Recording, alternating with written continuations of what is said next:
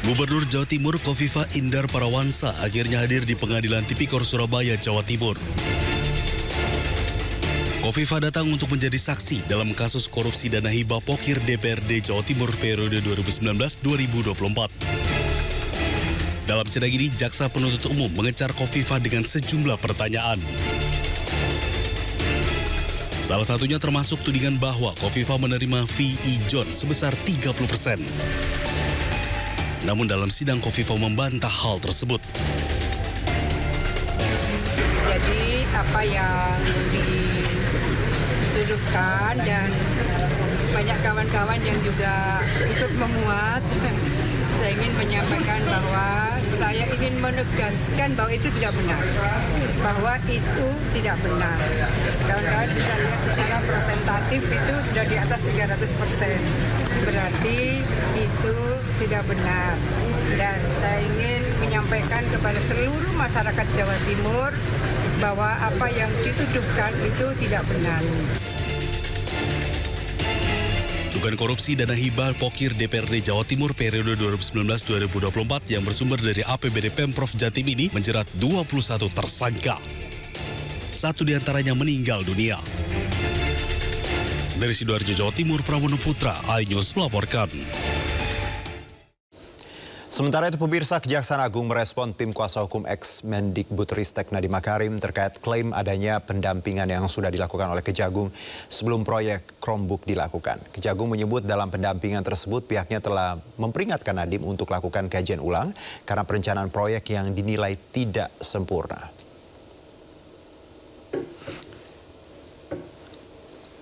Pihak Kejagung membenarkan adanya pendampingan saat perencanaan proyek laptop Chromebook yang dilakukan oleh Jaksa Agung Muda Tata Usaha Negara Jamdatun pada 17 Juni 2022 silam. Kejagung menyebut dalam kajian yang dilakukan, tim Jaksa Pengacara Negara atau JPN menyimpulkan bahwa perencanaan proyek pengadaan Chromebook kurang sempurna dan menyarankan pihak Kemendikbudristek untuk melakukan kajian ulang dengan membandingkan sistem operasi selain jenis Chrome. Selain itu, Kejagung juga menyebut ada keterlibatan ex-staf khusus Nadiem yang mengarahkan pembelian laptop Chrome.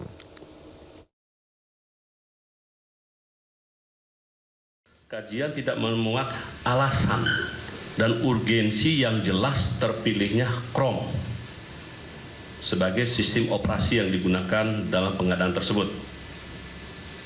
Bahkan JPN menyarankan agar dalam kajian dilakukan komparasi keunggulan dengan sistem yang lainnya, baik itu OS Linux, Macintosh, Windows, Chrome, dan supaya mendapatkan kajian yang objektif. Sudah menyarankan. Terus ada berdasar keterangan dari tim kajian, ada arahan. Ini hasil temuan dari BPN. Khusus dari staf khusus menteri. Memang sejak awal sudah diketemukan ada staf khusus menteri secara inline yang mengarahkan ke pemakaian Chrome. Kita ke informasi berikutnya, pemirsa. Ahli dari kubu Roy Suryo CS Bonatua Silalahi hari ini mendatangi KPUD DKI Jakarta.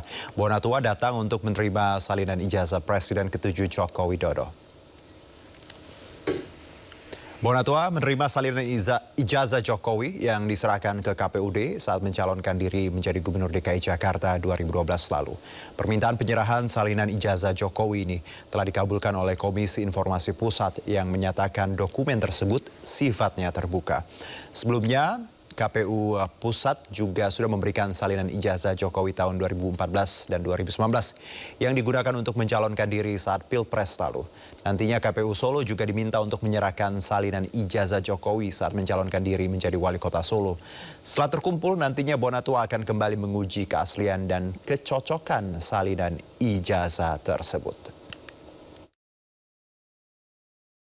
Dan ini adalah yang dikasih adalah ijazah Bapak Gubernur tahun 2012 yang kebetulan adalah Bapak Joko Widodo, ya, ini yang ini. Jadi dengan begitu yang spesimen untuk Jakarta sudah cukup lengkap. Memang di sini konsisten, ya. Satu yang konsisten yaitu tidak ada tanggalnya.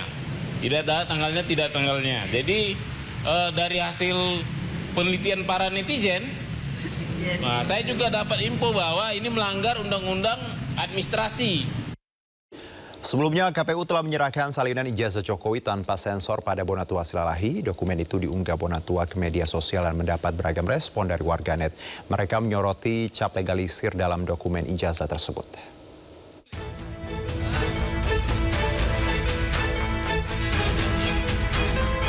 Komisi Pemilihan Umum telah menyerahkan salinan ijazah Joko Widodo kepada Bonatua Silalahi.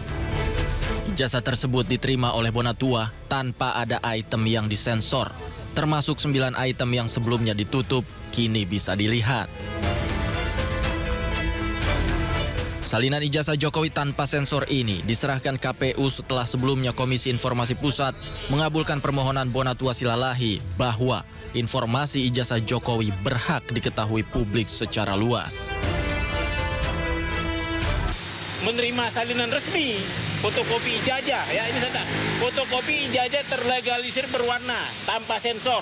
Menyambung kata Bang Mike tadi, ya. Inilah data ijazah pertama dari pintu depan KPU. Ya.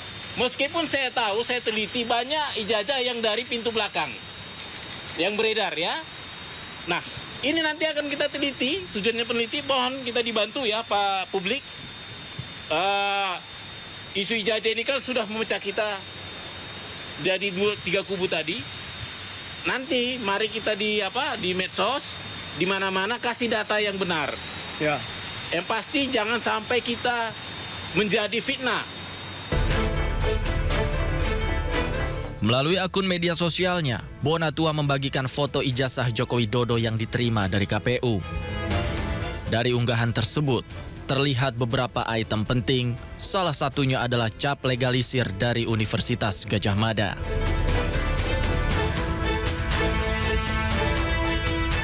Unggahan itu juga mendapat beragam komentar dari warganet. Beberapa di antaranya menyayangkan tak ada tanggal yang tertera pada cap legalisir ijazah tersebut.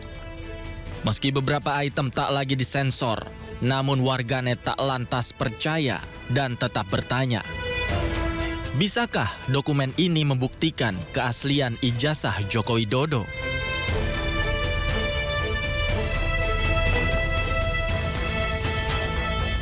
Tim Liputan iNews melaporkan.